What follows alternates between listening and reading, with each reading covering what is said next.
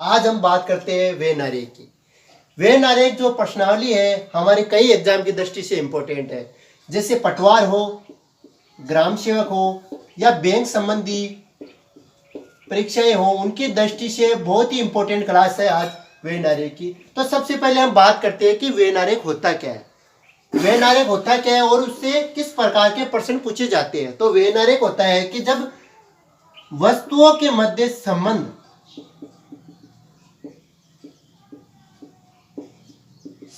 को डायग्राम के माध्यम से प्रदर्शित करना, डायग्राम के माध्यम से प्रदर्शित करना वेन आरेख होता है। अब डायग्राम कैसे बनाते हैं, उनके कुछ निश्चित नियम होते हैं, उन नियमों की हम चर्चा करेंगे। उससे पहले हम बात करते हैं कि वेन आरेख के प्रकार कितने हैं। तो वेन आरेख के प्रकार की बात करें हम, तो वेन आरेख के दो प्रकार है। कौन कौन से प्रकार है? एक तो होते हैं कि शब्द देकर, शब्दों के आधार पर, यानी कि हमें शब्द दिया जाएगा और उस शब्दों के आधार पर हमें वेन आरेख बनाना होता है। और दूसरे प्रकार होता है कि ज्यामितीय आकृतियां देकर, ज्यामितीय आकृतियां दी जाती है, उन आकृतियों के मध्य संबंध, यानी इसमें तो क्या होता है कि वेन आरेख बनाना होता है, यानी डायग्राम बनाना होता है। और इसमें क्या होता है कि ज्यामितीय आकृतियों में कुछ संख्या या कुछ शब्द देकर उनके आधार पर उनके संबंध प्रदर्शित करना होता है। तो हम सबसे पहले बात करते हैं कि शब्दों के आधार पर वेन आरेख कैसे बनाते हैं और उनके नियम क्या होते हैं। तो सबसे पहले नियम की बात करते हैं कि जब एक वस्तु, पहले नियम की बात करते हैं कि पहला नियम क्या कहता है। पहला नियम कहता है कि एक वस्तु दूसरी का भाग हो,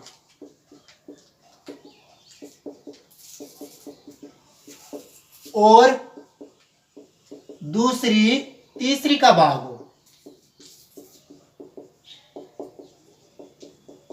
इस नियम के आधार पर हम वेन आरेख कैसे बनाते हैं। जिससे पहले हम एग्जाम्पल की बात करते हैं कि शहर, जिला और राज्य। अब देखिए, हम बात जानते हैं कि कोई भी शहर है, उस शहर का सीधा सा संबंध है जिला, यानी जिले के अंदर शहर होते हैं और जिला होता है जो स्टेट का भाग होता है, यानी प्रत्येक राज्य में जिले होते हैं और जिलों में शहर होते हैं। तो सबसे पहले शहर की बात करते हैं, यानी जितने भी शहर है वो सब जिलों के भाग हो जाएंगे, यानी शहर जिला का भाग हो गया। और जितने भी जिले हैं वो राज्यों के भाग हो जाएंगे, तो जिला हो गया राज्य का भाग, यानी एक वस्तु दूसरी वस्तु का भाग हो रहा है और दूसरी वस्तु तीसरी वस्तु का भाग हो रहा है। दूसरे नियम की बात करते हैं कि दो वस्तुओं में आंशिक संबंध हो, दो वस्तुओं में आंशिक संबंध हो। जैसे कि बात करते हैं कुत्ता, बिल्ली और पालतू।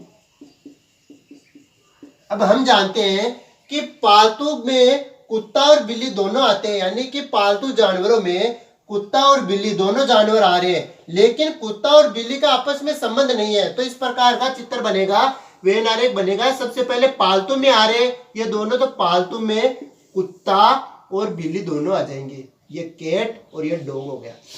अब इनका चित्र इस प्रकार नहीं बना सकते, इस प्रकार इनका चित्र नहीं बन सकता, क्योंकि कुत्ते और बिल्ली में आपस में संबंध नहीं है, लेकिन इन दोनों का संबंध पालतू में है। तीसरे नियम की बात करते हैं कि तीनों का आंशिक संबंध हो, तीनों का आंशिक संबंध हो। जैसे कि बात करते हैं हम लेखक, चित्रकार और शिक्षक। अब देखिए, लेखक चित्रकार भी हो सकता है, लेखक शिक्षक भी हो सकता है, शिक्षक चित्रकार भी हो सकता है, शिक्षक लेखक भी हो सकता है, यानी कि तीनों का आपस में संबंध है। तो जब तीनों का आपस में संबंध हो तो उनका डायग्राम, तीनों का जब आंशिक संबंध हो, बात करते हैं लेखक, चित्रकार, शिक्षक। तो लेखक चित्रकार भी हो सकता है, लेखक शिक्षक भी हो सकता है, शिक्षक चित्रकार भी हो सकता है, शिक्षक लेखक भी हो सकता है, यानी तीनों आपस में कुछ ना कुछ संबंधित है। तो जब तीनों का आपस में कुछ का संबंध हो तो तीन सर्कल बनाएंगे और तीनों का आपस में संबंध बना देंगे। जैसे कि ये लेखक, ये शिक्षक और ये चित्रकार, तीनों आपस में कुछ ना कुछ संबंधित होते हैं। अब नेक्स्ट नियम की बात करते हैं, चौथा नियम। जब तीनों का आपस में कोई संबंध ना हो, चौथा नियम है कि जब तीनों का आपस में संबंध ना हो। अब हम बात करते हैं, जब तीन वस्तुएं दी हुई और तीनों का आपस में संबंध ना हो, जैसे संतरा, सेब और केला। अब देखिए ये तीनों फ्रूट है, तीनों तो फ्रूट है, लेकिन तीनों का आपस में संबंध नहीं है। जैसे संतरा का सेब से संबंध नहीं है और संतरा का ना केला से संबंध है। अगर हमें यह बोला जाता है कि तीनों फ्रूट है तो तीनों फ्रूट का हिस्सा तो हो जाते हैं, लेकिन यहाँ फ्रूट की बात नहीं की है, यहाँ केवल उनके भागों की बात की है। तो इनका वेन आरेख किस प्रकार बनेगा, जैसे ये संतरा अलग हो गया, ये केला अलग हो गया और ये सेब अलग हो गई।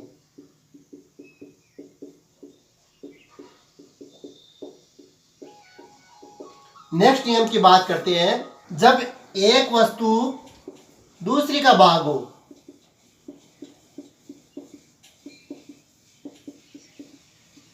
लेकिन तीसरी अलग हो। अगर इस प्रकार का कोई क्वेश्चन है तो उसका डायग्राम कैसे बनेंगे, जैसे कि हमें बोल दिया जाए कि सब्जी, आलू और केला। अब देखिए जितने भी आलू है वो सब्जी का हिस्सा है, लेकिन केला तो फ्रूट आ गया, केला सब्जी नहीं है। तो आलू, सभी आलू सब्जी के भाग हो गए और केला अलग हो गया। नेक्स्ट नियम की बात करते हैं। नेक्स्ट नियम क्या है,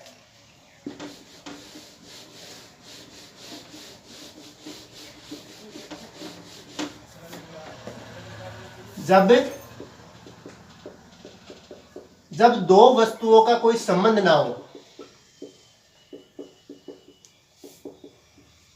संबंध ना हो लेकिन तीसरी का हिस्सा हो।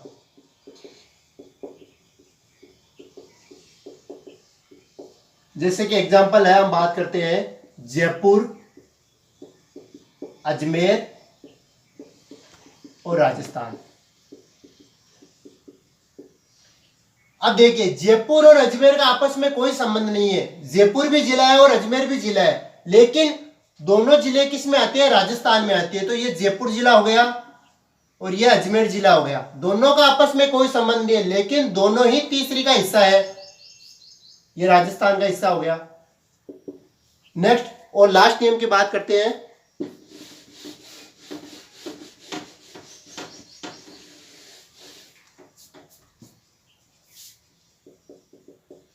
जब दोनों का आंशिक संबंध हो, जब दोनों का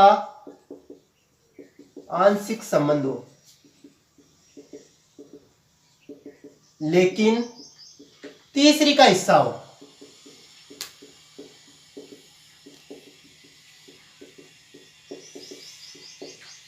जैसे कि हम बात करते हैं अपराधी, चोर, पॉकेटमार। अब देखिए अपराधी के अंतर्गत दोनों भी आते हैं, चोर भी आता है और पॉकेटमार भी आता है, लेकिन कुछ चोर पॉकेटमार भी होते हैं। चोरी तो हर प्रकार की होती है, पॉकेटमारी की हो चाहे किसी भी प्रकार की हो, और पॉकेटमार भी चोर की श्रेणी में आ गए। तो चोर और पॉकेटमार का आंशिक संबंध हो गया, चोर और पॉकेटमार का आंशिक संबंध हो गया, लेकिन दोनों ही अपराध की श्रेणी में आते हैं, तो ये हो गया अपराधी। तो ये हमारे कुछ विशेष नियम थे जो वेन आरेख बनाने में इंपॉर्टेंट होते हैं। अब हम बात करते हैं कि क्वेश्चन किस प्रकार के आते हैं। अब हम क्वेश्चनों की बात करते हैं। अब हम बात कर रहे हैं कि वेन आरेख से संबंधित जो शब्दों पर आधारित होते हैं वो क्वेश्चन किस प्रकार के होते हैं। सबसे पहले बात करते हैं पहले क्वेश्चन की, तो नाइट्रोजन, हाइड्रोजन और पानी। देखिए नाइट्रोजन और हाइड्रोजन दोनों गैस है, लेकिन पानी अलग है। अब हम बात करते हैं पानी। पानी कैसे बना होता है, पानी हाइड्रोजन और ऑक्सीजन से मिलकर होता है, यानी कि पानी के अंदर हाइड्रोजन है।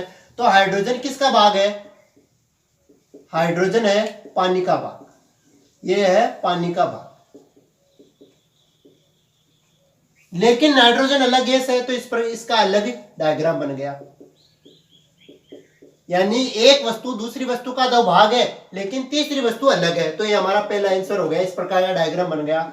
दूसरे की बात करते हैं कि अंगूठी, गहने, डायमंड अंगूठी। गहनों में दोनों आते हैं, अंगूठी और डायमंड अंगूठी, और अंगूठी में डायमंड अंगूठी आ गई। तो अंगूठी कैसी भी हो, चाहे सोने की हो, चांदी की हो, डायमंड की हो, पीतल की हो, लेकिन है तो अंगूठी का भाग। यानी एक वस्तु दूसरी का भाग है और दूसरी वस्तु तीसरी का भाग है। तो सबसे पहले बात करते हैं हम डायमंड रिंग की, उसके बाद में बात करते हैं रिंग की, और उसके बाद में बात करते हैं ज्वेलरी की, गहनों की बात करते हैं। इसका डायग्राम ये हो गया। फिर बात करते हैं हम तीसरे डायग्राम की। तीसरा डायग्राम है मानव, पशु और पक्षी, तीनों अलग अलग है, यानी तीनों का आपस में कोई संबंध नहीं है। मानव, पशु और पक्षी, ये मानव हो गया, ये पशु हो गया और ये पक्षी हो गया। नेक्स्ट डायग्राम की बात करते हैं हम महिला, सिपाही और अंग्रेजी।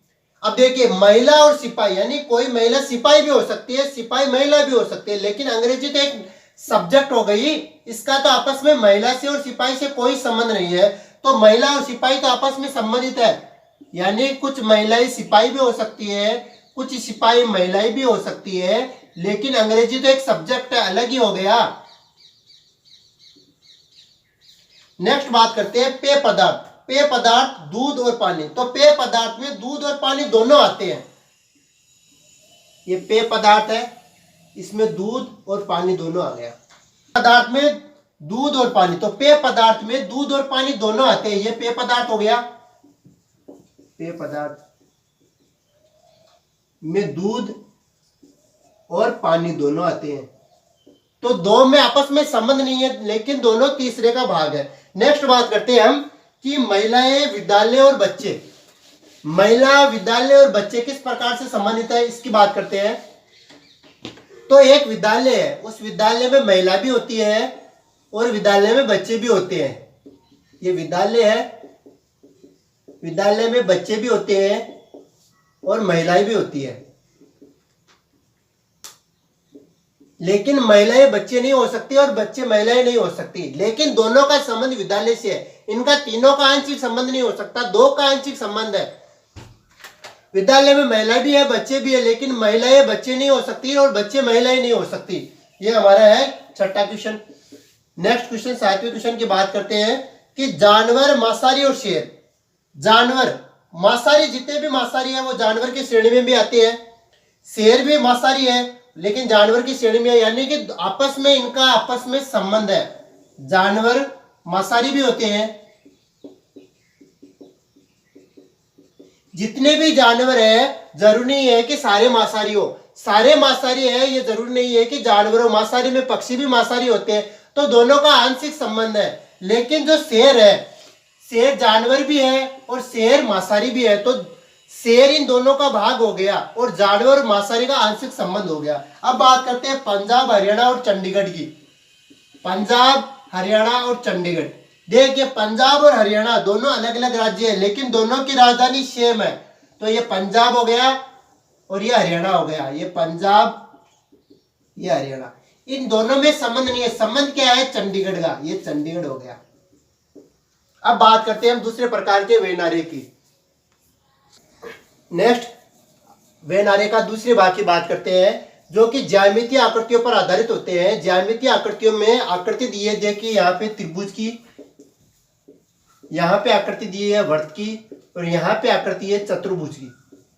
इन आकृतियों में हमें या तो नंबर दिए होते हैं या कुछ संकेत दिए होते हैं, और उन संकेतों के आधार पर हमें संबंध बताना होता है कि किसका संबंध किससे है। तो हम इनके क्वेश्चन किस प्रकार कहते हैं उनकी बात करते हैं कि क्वेश्चन किस प्रकार के होते हैं। तो सबसे पहले क्वेश्चन है हमारा कि ग्रामीण, खिलाड़ी और लड़का तीनों को प्रदर्शित करता है। ऐसे संकेत कौन से हैं जो ग्रामीण, खिलाड़ी और लड़का को प्रदर्शित करता है, यानी ग्रामीण भी होना चाहिए, खिलाड़ी भी होना चाहिए और लड़का भी होना चाहिए। अब देखिए बात करते हैं कि ए केवल लड़का है। अब बी देखिए लड़का और ग्रामीण तो है, लड़का और खिलाड़ी तो है, लेकिन ग्रामीण नहीं है। तो तीनों में जो कॉमन है, तो तीनों में कॉमन है डी, ये तीनों में कॉमन है। डी देखिए लड़के में भी है, डी खिलाड़ी में भी है और डी ग्रामीण भी है, तो इसका आंसर हो गया हमारा डी। नेक्स्ट बात करते हैं ग्रामीण और खिलाड़ी। अगर हमें यहां बोल दिया जाए कि केवल ग्रामीण और खिलाड़ी होना चाहिए, तो उसमें फर्क है। और ग्रामीण और खिलाड़ी में भी फर्क है। देखिए केवल ग्रामीण और खिलाड़ी होना चाहिए, तो केवल ग्रामीण और खिलाड़ी, तो इन दोनों की बात की गई है। इन दोनों में कॉमन क्या है, ग्रामीण भी होना चाहिए और खिलाड़ी भी होना चाहिए। अब देखिए यहाँ पे बी, खिलाड़ी तो है लेकिन ग्रामीण नहीं है। डी बात करते हैं, खिलाड़ी भी है और ग्रामीण भी है। डी देखिए खिलाड़ी भी है और ग्रामीण भी है डी, लेकिन अगर केवल खिलाड़ी और ग्रामीण की बात की जाए तब तो हमारा केवल बात की जाए तब तो डी है, लेकिन ग्रामीण और खिलाड़ी दोनों की बात की जाए तब क्या करेंगे, तो जो हमारा ये एक ही आंसर होगा इसका डी, केवल डी आंसर होगा इसका, तो इसका आंसर भी डी हो गया। अब बात करते हैं लड़के की, कुल कितने लड़के हैं, लड़के देखिए लड़का ए बी और डी, ए बी और डी तीनों लड़के हैं।